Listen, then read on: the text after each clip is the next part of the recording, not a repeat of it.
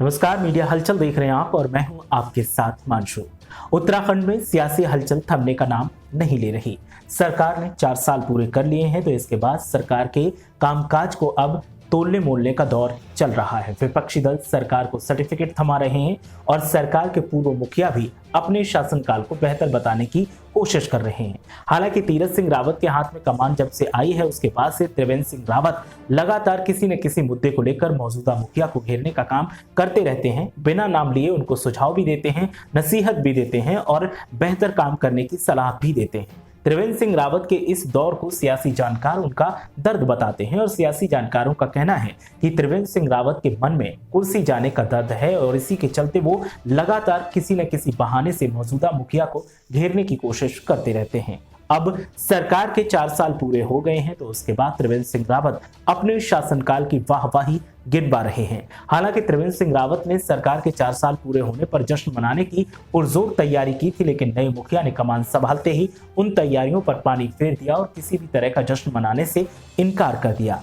नए मुखिया ने तो त्रिवेंद्र सिंह रावत के शासनकाल के दौरान जो फैसले लिए गए थे, उन फैसलों को बदलने का काम किया और त्रिवेंद्र सिंह रावत उन फैसलों को सही साबित करने की कोशिश कर रहे हैं और नए मुखिया के फैसलों को गलत ठहराने की कोशिश कर रहे हैं।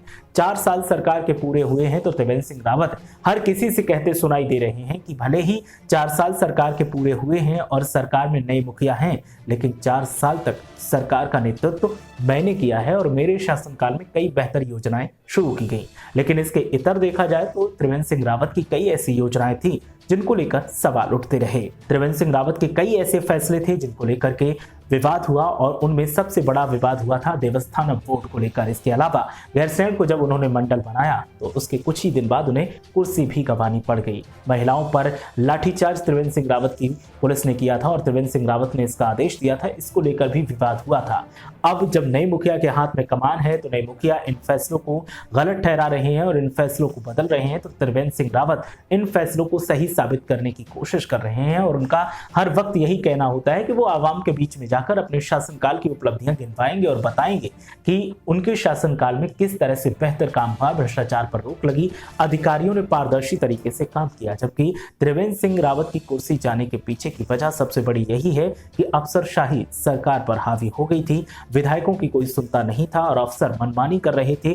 कई विकास कार्यों को लेकर घोटाले के मामले सामने आ रहे थे और सवाल उठ रहे थे और इन्हीं को भांपते हुए बीजेपी आला कमान ने नेतृत्व परिवर्तन किया, क्योंकि 2022 में विधानसभा चुनाव होने थे और अगर अभी नेतृत्व परिवर्तन न किया जाता तो बीजेपी को बड़ा नुकसान हो सकता था। हालांकि बीजेपी को नुकसान होने की संभावना भी दिखाई दे रही है, क्योंकि एवीपी न्यूज सी वोटर्स की तरफ से जो ओपिनियन पोल जारी किया गया उसमें बीजेपी को झटका लगता दिखाई दे रहा है और इसका जिम्मेदार त्रिवेंद्र सिंह रावत को माना जा रहा है।